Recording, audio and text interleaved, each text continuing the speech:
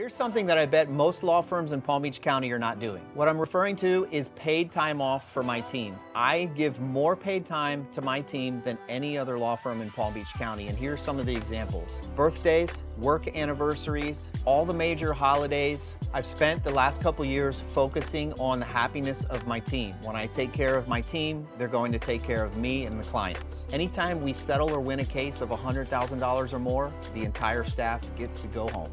Depending on how long you've worked, you get vacation time, personal day time, you get sick days. And the added bonus, which I know most firms are not doing, is most of Christmas week, I give my entire staff off. In addition to New Year's week, they get off. It's important to me to have downtime with my family and spend time with friends, family doing things that I love. Work is not everything in life, and I want to make sure that that's emphasized to my team as well. I want them to have time with their family, especially during the holidays, and this is one of the most important things that I can do for my team. If you're a business owner, tell me some of the things that you're doing to reward your team. Leave a comment below and follow the Dashcam Lawyer.